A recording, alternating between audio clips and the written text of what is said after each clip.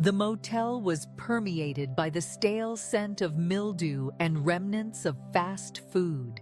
Inexpensive soap rests quietly in the bathroom. A burn from a cigarette marred the bedspread. A solitary lamp in the corner hums softly, its faint buzz filling the silence. I found myself caught in the midst of them, one positioned behind, another in front, with my back pressed firmly against his chest. His hands rested at my hips. Their skin radiated warmth. My body trembled uncontrollably.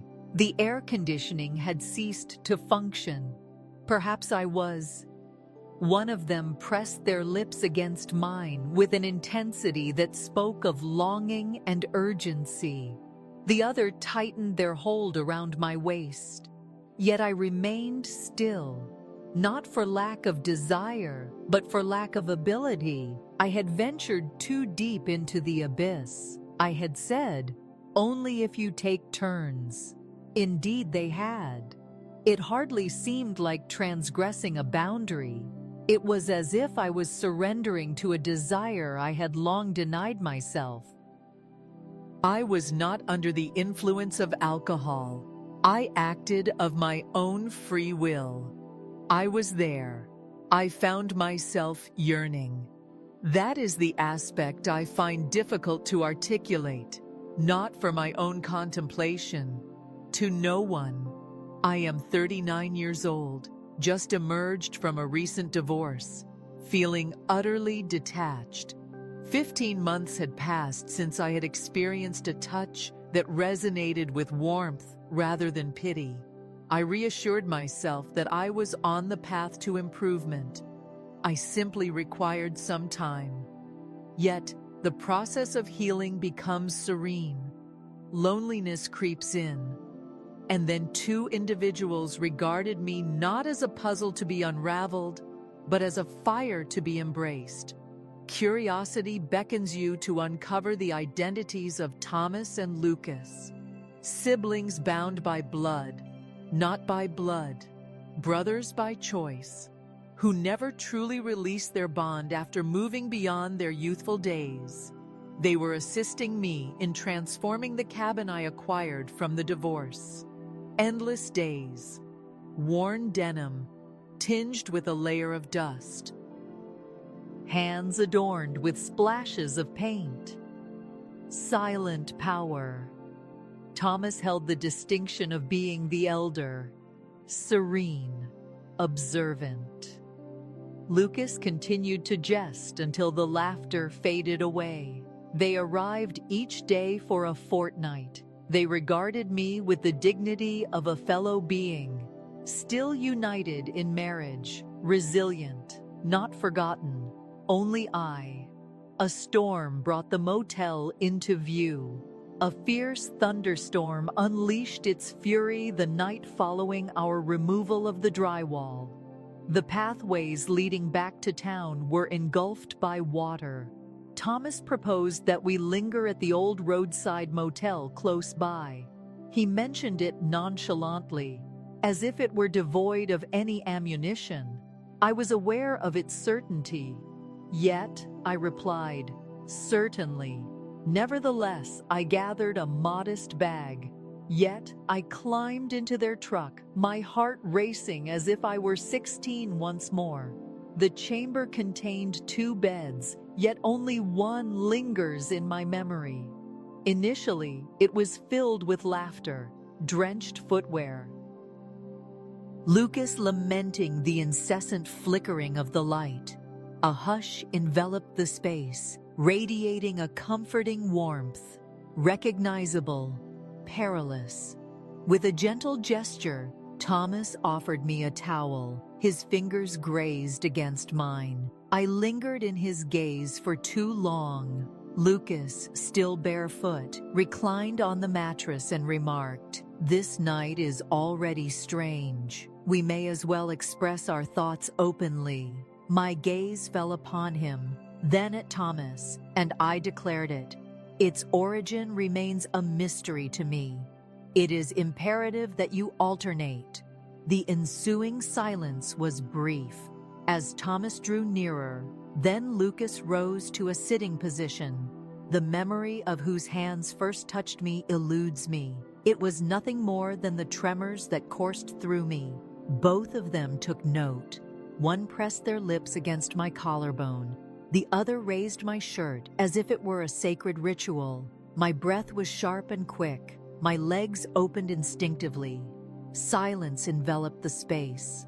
Only motion. Simply breathe. Flesh caressing flesh. Fingers gliding across the contours of ribs. The bed creaked softly as the weight shifted, a subtle reminder of the moment's intimacy. It was not difficult. It lacked any semblance of romance. The situation demanded immediate attention.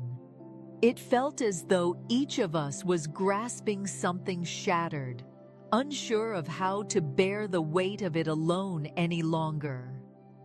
The warmth of Thomas's chest lingered behind me in my memory, the rough timbre of Lucas's voice as he groaned against my neck, their hands, a constant presence, never clashing for dominance, but instead providing a firm, unwavering support. One reached out, while the other observed, and I allowed them to proceed, for the simple reason that I desired to. For the simple reason that it was necessary. I was not shedding tears, yet I had the potential to do so. It lacked any sense of filth. It was as if one were truly acknowledged. It was a yearning so profound, it felt like a wound. And the second bed remained untouched. We never delved into the significance of it. Only entwined bodies, hushed breaths, and the scent of perspiration lingering in the evening breeze. And amidst the chaos, a part of me shattered wide open. What actions would you take if the sole individual who restored your sense of completeness was the very one you were advised to avoid?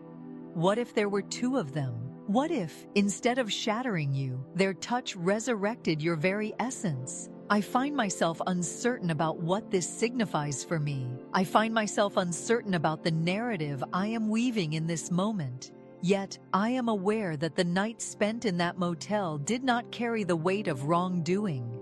It was as essential as the very air we breathe. Perhaps that is the aspect I find hardest to absolve.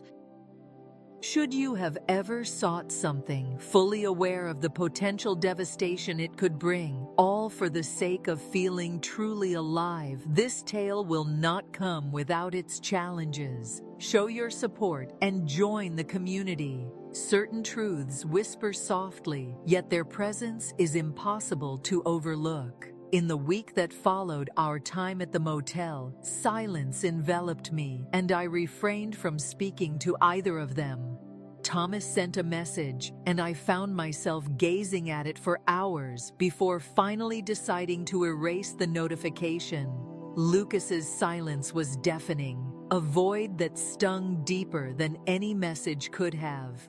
I reassured myself it was merely an error, a consequence of the tempest, the low-grade vodka, a result of my solitude and the chaos within my thoughts. Yet none of that held any truth, not quite. I had desired them. I went ahead and did it anyway. The cabin was meant to be my new beginning.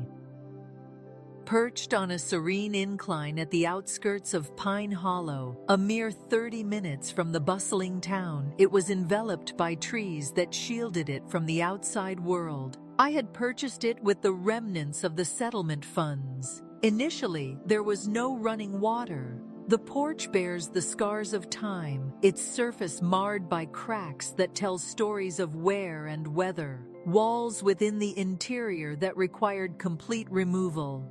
I was indifferent. Silence was what I craved. I yearned for something that belonged solely to me. Company was the last thing on my mind. It was at the hardware store that I first encountered Thomas.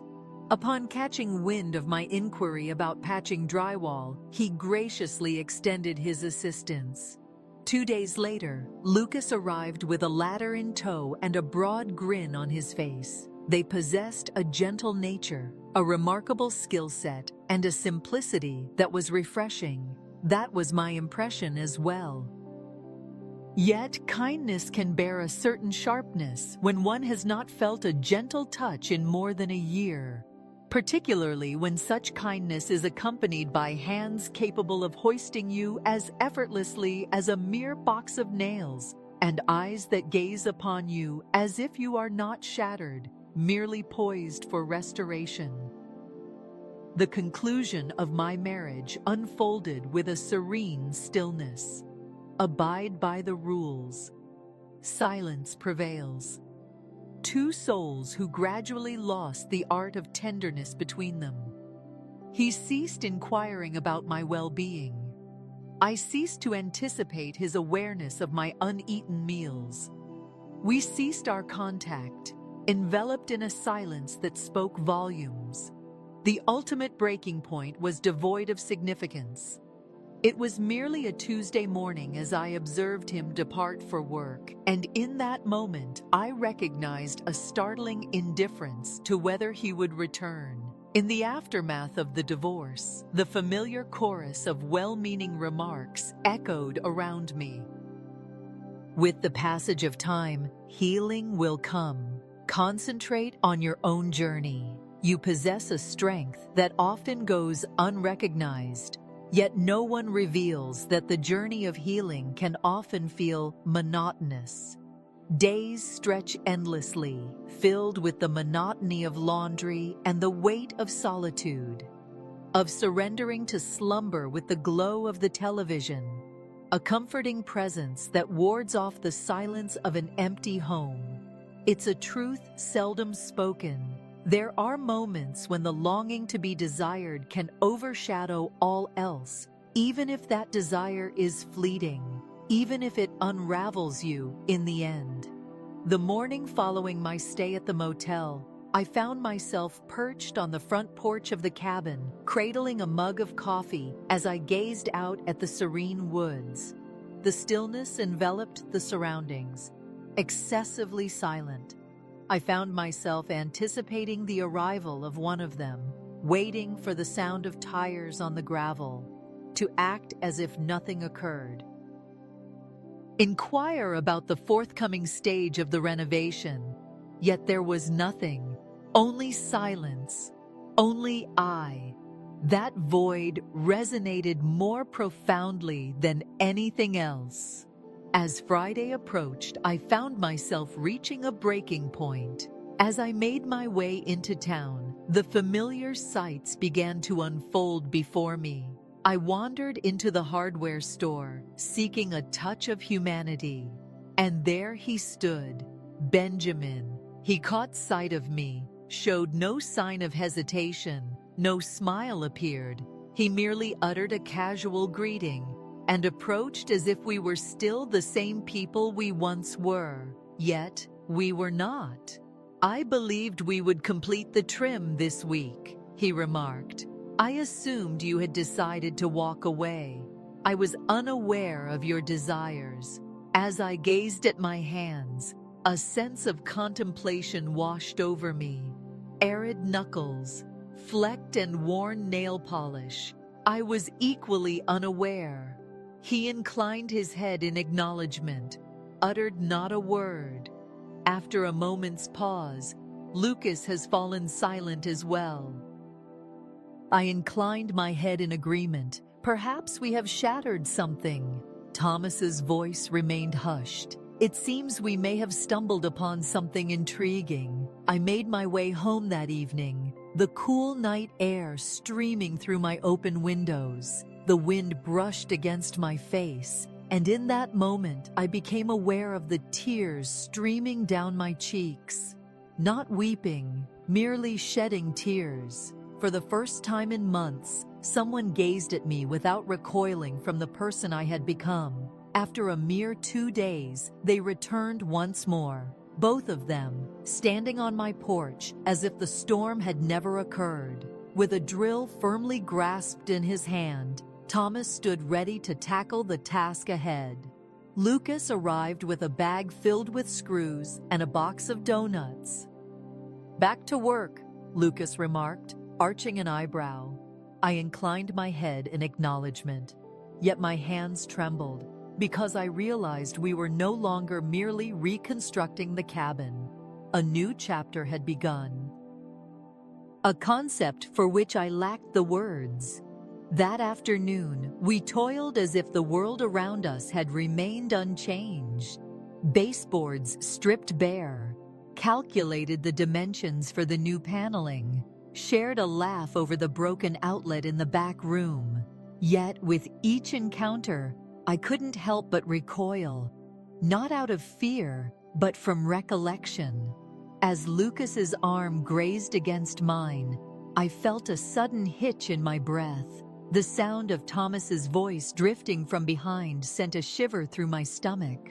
Once more, it began anew. Thomas leaned in just a fraction too close as he demonstrated how to hold the level. Lucas passed me a rag, his fingers lingering on mine for just a heartbeat longer than necessary. The atmosphere grew dense once more, sweltering, weighty, yet silence reigned supreme, for we were all aware of the events that had transpired. We found ourselves at a loss, unsure of how to proceed with it. On that night, I found myself seated on the floor of the incomplete bedroom, my gaze fixed upon the wall. My hands throbbed with discomfort. The ache in my chest intensified, for I was acutely aware that this was far from finished. I found myself unprepared to bring it to a halt. For the ensuing 3 weeks, they arrived each day without fail. Thomas arrives in the morning, unwavering and timely. Lucas arrived later, typically after lunch, perpetually armed with some excuse about truck trouble, a ring from his cousin, a task he had overlooked. Yet, I understood the reason for his patience. He was reluctant to find himself in my company, not at this moment. Thomas maintained his composure and professionalism, yet I sensed the way he hesitated, his fingers brushing against mine as he passed me the tools. Initially, Lucas averted his gaze until he ceased to do so. One afternoon, I entered the kitchen to discover Lucas casually leaning against the counter. His forearms bore the marks of paint. Without gloves, without a shirt, the fridge door swung open. I feigned ignorance to his gaze upon me. He remarked, "You always fall into this silence when something's brewing." With deliberate slowness, I turned. "What do you believe is taking shape?" He remained silent, merely offered a wistful smile. I stepped out of the room, yet I was certain he had experienced it as well. Next, we turned our attention to the bathroom, a compact area, just enough space for a couple of souls. Thomas knelt by the sink, meticulously installing the new vanity. I moved past him to seize the drill. He extended his hand behind him, his gaze fixed elsewhere, and seized my wrist with a firm grip. Maintained a firm grip on it, only for a fleeting moment, and whispered, "Do not assume I haven't been striving to erase the memory of that night." He cast a glance behind him. However, I find myself unable to do so. I found myself in the same predicament. I had no desire for a recurrence. A persistent sensation lingered within me, an undeniable shift that I couldn't quite shake off. An unnamed something that eluded my grasp. Not affection, not desire. Another matter entirely. A semblance of acknowledgement. As if we had shattered a barrier deep within, one that could never be restored. They exercised caution now. Contact was to be avoided unless absolutely essential. There are no prolonged glances exchanged between them, words that defy repetition. Yet, the stillness spoke volumes. In the stillness of a late night, I found myself seated alone in the living room. The television remains silent. Only the flickering light dances upon the walls. The drywall remains unfinished. Cans of paint sit quietly in the corner. The air was infused with the scent of plaster and pine. Suddenly, there came a knock, gentle. Through the rear entrance, Benjamin. He entered, his gaze locking onto mine. "I left my tape measure," he remarked. I inclined my head in agreement. Allow him to proceed. Yet, as he stepped back outside, he paused in the threshold. "Are you feeling all right?" I lingered for an excessive moment, then spoke.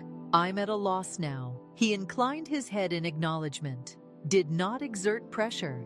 Yet that single sentence rekindled something once more. Lucas stood in stark contrast. He maintained a careful distance beneath the light of day. Yet, when our paths intertwined under the cloak of night, reminiscent of that moment we both reached for the same box of nails in the truck bed, he recoiled. "Are you feeling a bit intimidated by me now?" I inquired with a hint of jest. His gaze lingered on me for an unsettling duration. "No," he replied, "fearful of my own self in your presence." On one particular evening, I extended an invitation for dinner. A straightforward delight: grilled chicken, sweet corn, and a refreshing cold beer.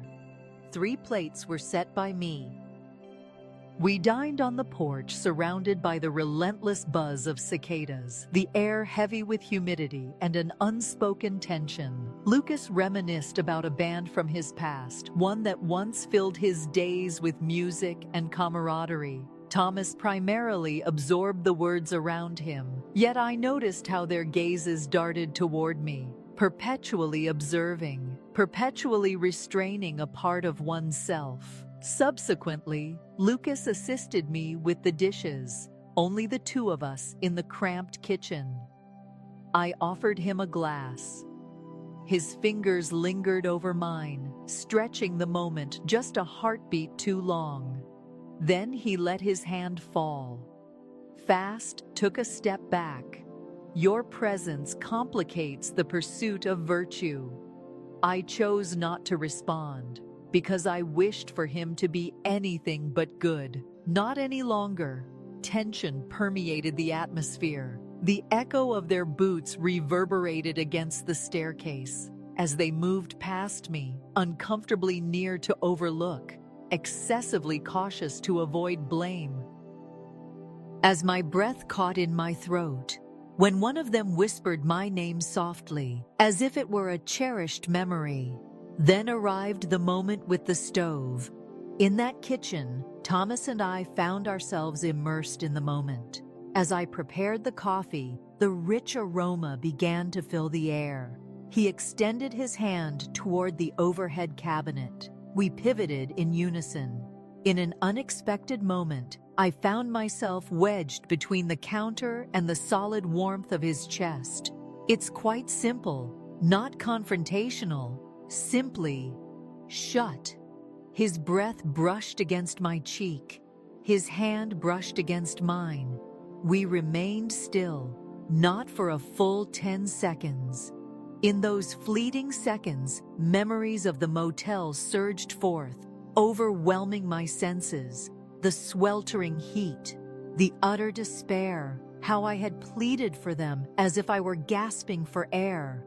Thomas gulped, the weight of the moment settling heavily in his throat, uttered not a word, then recoiled as if the ground beneath was ablaze.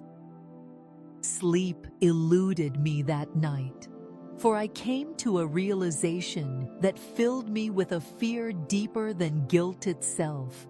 I yearned for it once more, beyond the tangible, the intimacy, the sensation of truly being understood, of being embraced, of significance to each of them.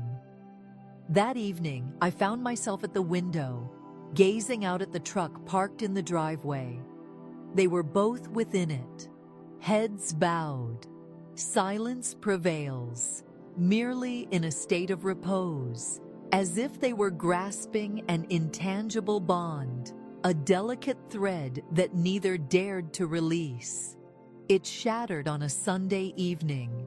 There are no instruments available. There is no work to be done. Only the three of us nestled in the cabin as the rain pounded against the roof, as if it yearned to break through. Lucas had arrived with a bottle of bourbon in hand. He declared he was weary of feigning that we all didn't crave a drink. We filled the eclectic mugs with our brew. Perched upon the couch, I settled into a cross-legged position. Thomas reclined in the worn armchair. Lucas lay sprawled on the floor, one arm draped across the coffee table, his gaze lost in the void. The silence lingered, extending into an uncomfortable expanse. In that moment, I spoke. We must move beyond this endless repetition. Thomas cast his gaze in my direction. Serene. Silence. Lucas averted his gaze entirely, merely whispered, "Indeed, I am aware." I rose abruptly, entered the kitchen, required space, air, anything. I placed my hands against the frigid surface of the sink, struggling to find my breath. Suddenly, the sound of footsteps reached my ears. The atmosphere constricted around me. Benjamin, Lucas, both options are valid. Silence enveloped them. Words unspoken did not lay a finger on me. They simply stood there as if anticipating my next move. If I had run, or pivot, or descend, and I pivoted. Thomas was the first to reach out to me. His hand glided gently along the contour of my face, not swift, not harsh, merely, absolutely.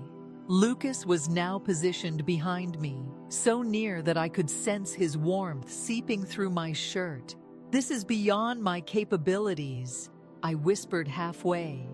Thomas's voice carried a hushed timbre. "We are not requesting that of you," Lucas remarked. "Only if you desire it." His voice trembled with fear. I did as well. Yet, I insisted that I do. This time, the first kiss held a distinct quality. There is no bed in the motel, no tempest to hold accountable, merely a decision. An exquisitely chaotic and dreadful decision.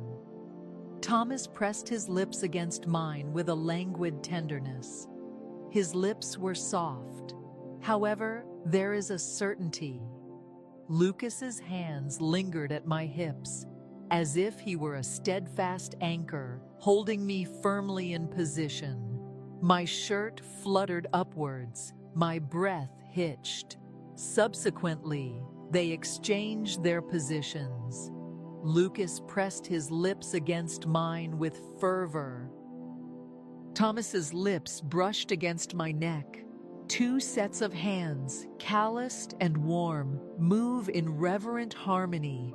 I extended my hand behind me, discovered the contour of Lucas's waist. Drawn nearer, he let out a low groan near my ear. We transitioned to the floor of the living room. The rug scratched at my knees. The bourbon remains, an open testament to time, quietly forgotten. Thomas crouched behind me. Lucas reclined before me, bare-chested, his gaze fixed intently on mine. Once more, I found myself caught in the space between them. This time, there were no masks to wear. My garments slipped away gradually. One button, one moment. My breath grows more shallow. Lucas yanked my shirt off, lifting it over my head. Thomas wrapped his hands around my waist, anchoring me in place. Their skin brushed against mine, a fleeting connection that lingered in the air. The warmth of their bodies drawing closer together, and then I released my grip.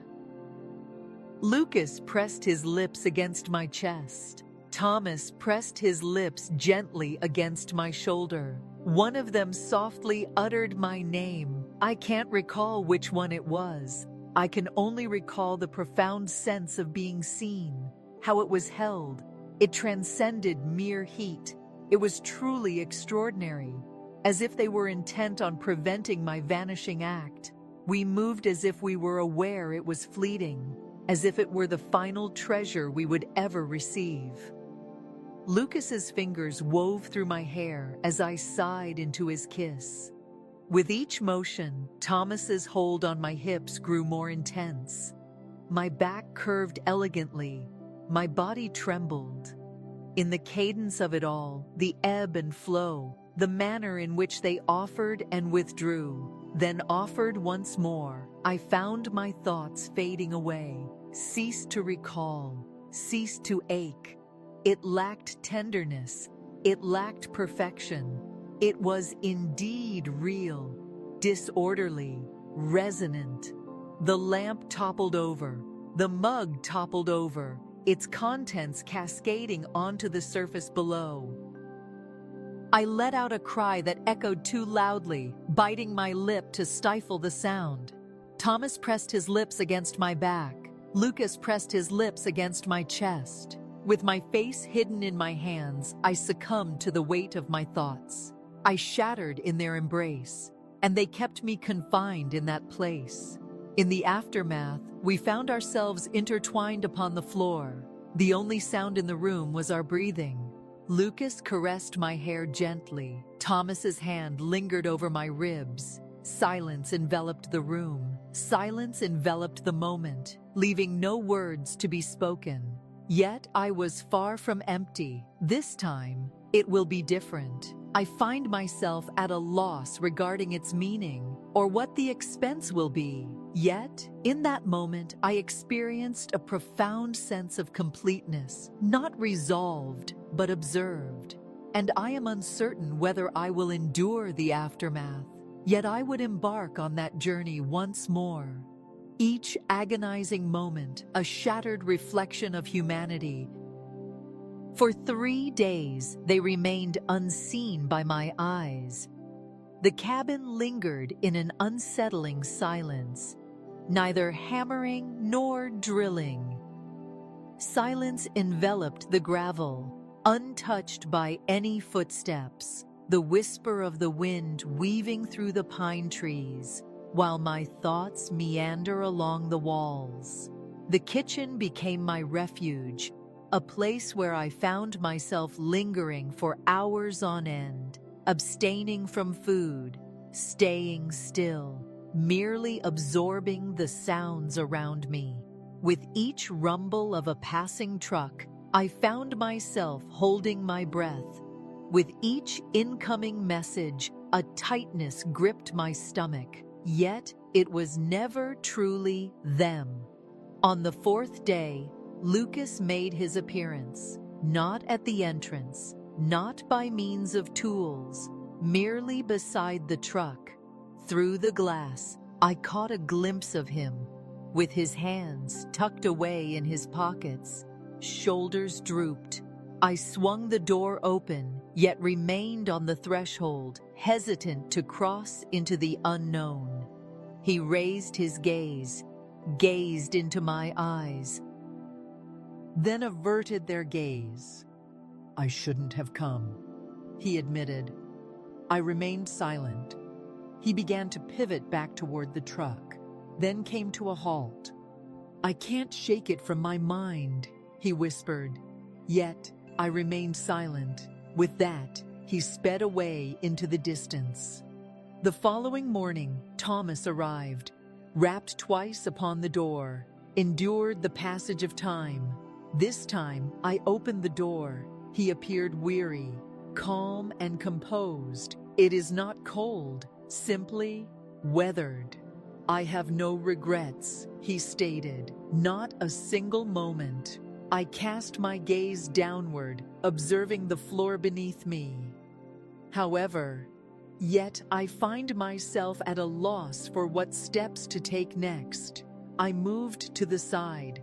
Allow him to enter. He remained rooted at the threshold, did not lay a finger on me, didn't even take a seat. We simply stated that a change has been made. All three of us together. There is no turning back now. He departed then. The days melded into one another. I drifted through the rooms, a specter in the shadows, caressed the barriers we had constructed side by side. I glided my fingers along the meticulously measured wood trim. In each mark, on every surface, their presence resonated within me. Their hands, their breath hung in the air, their mass. I endeavored to maintain my momentum, attempted to complete the artwork, attempted to find solace in slumber. Yet every object I encountered echoed their presence. The house was now overwhelmed by their presence, and insufficient of my essence. On a particular night, I made my way to the gas station in town, simply to experience the essence of being human. To find oneself amidst the glow of fluorescent lights and the hum of casual conversation. I found myself in line, clutching a candy bar that held no appeal for me. In that moment, I became aware of it. Lucas's voice was a soft murmur, low and quiet, lingering just behind me. "You appear weary," he remarked. With deliberate slowness, I turned. He donned the same black hoodie from that fateful night at the motel. He appeared as though sleep had eluded him as well. "I find myself awake more often than not," I confessed. He inclined his head in acknowledgement. It turns out I wasn't alone in this. We remained silent thereafter. We lingered in the aisle, two souls caught in the aftermath of an irreversible choice. That evening, I found myself lying in bed, my gaze fixed upon the ceiling above. The shadows cast by the trees danced like phantoms upon the walls. And I murmured, "What have we become?" Yet silence lingered in the air, unanswered. I simply wasn't inquiring of them. I found myself pondering. They returned on a Monday, in unison, as if they had reached a conclusion in my absence. Thomas strolled toward the porch. Lucas bore a toolbox with purpose.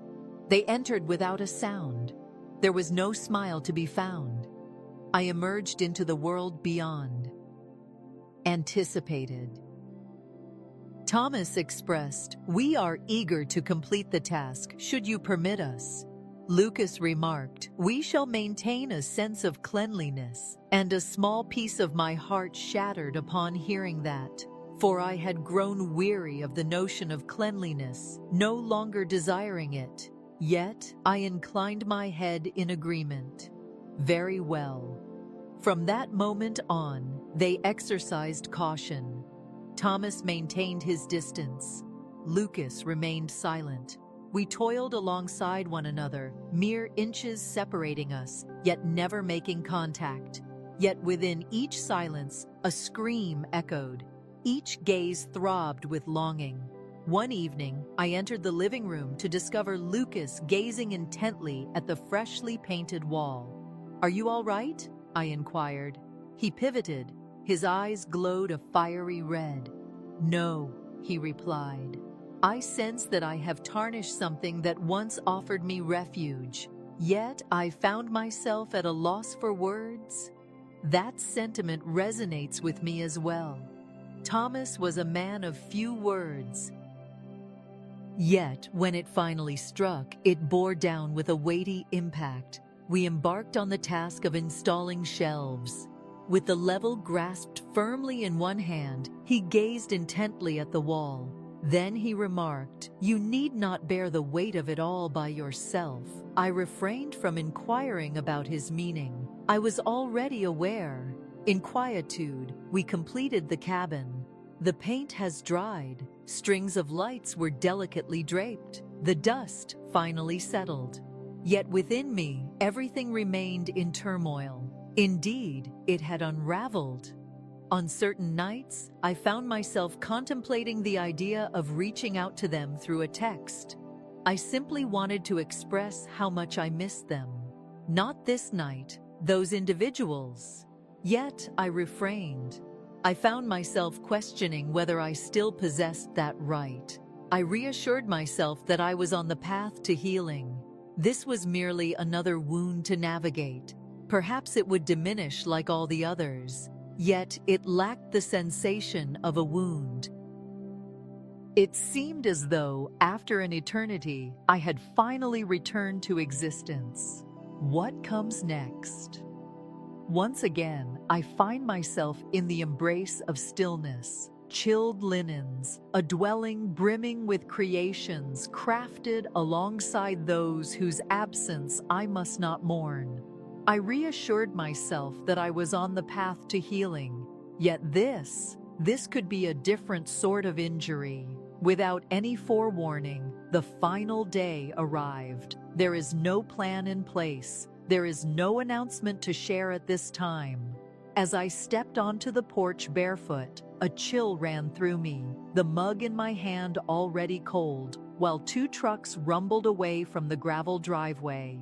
Thomas refrained from waving. Lucas forged ahead, never glancing over his shoulder. They departed, each taking a divergent path, and I stood there, bare feet on the wood we installed together, my heart suspended between my ribs, as if it had yet to find a place to settle. I reminded myself to embrace gratitude. The cabin stood complete. The task has been completed. Yet, that was not the aspect I found impossible to endure without. 3 weeks slipped away. The silence returned, laden with an even greater weight than before. No texts. Are you all right? There was no gentle rap at the back door when the rain grew too fierce. Only I. And the awareness that I had shattered something I was never designed to bear. I endeavored to divert my attention, compiled concise lists, drawers meticulously arranged. With a brush far too small, I meticulously painted the back porch, savoring the slow passage of time. Yet, every action of mine bore their influence. With each nail I drove, I felt the weight of their legacy. Each shelf I polished bore the marks of their touch, a silent testament to their presence. And one fateful night, I broke.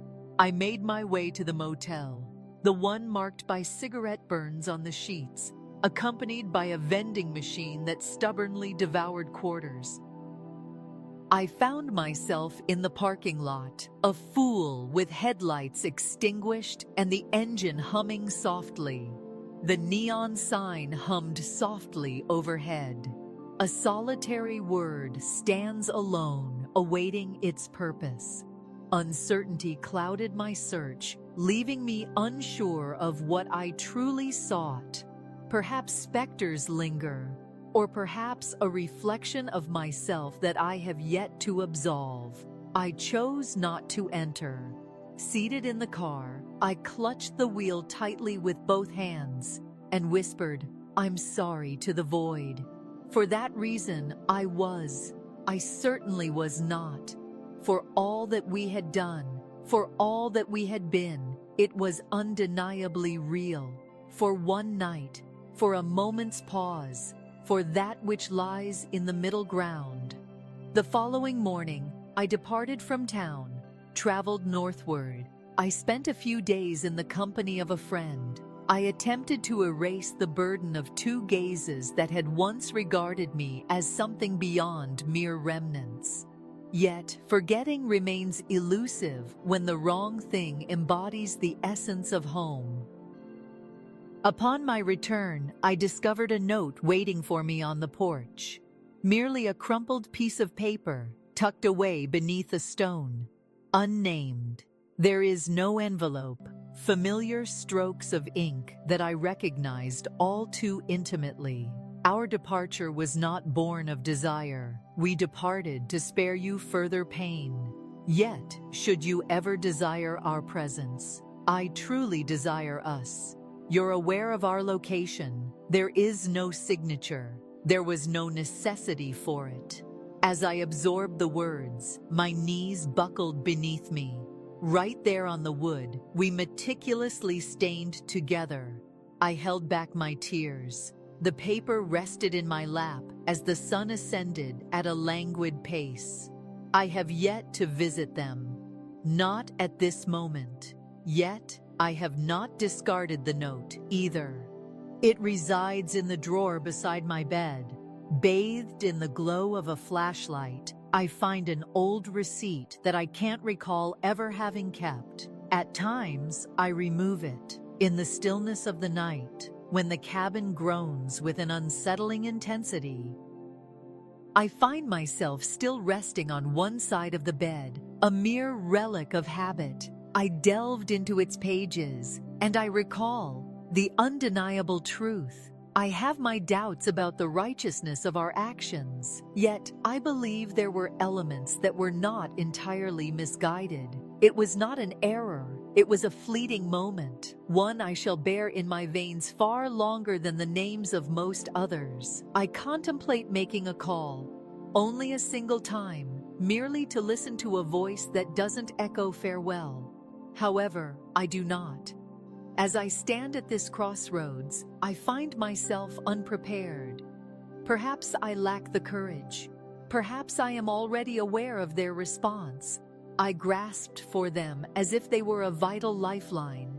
Yet perhaps I was not truly submerged. Perhaps I was pulling them down as well. Yet I would choose to embark on that journey once more.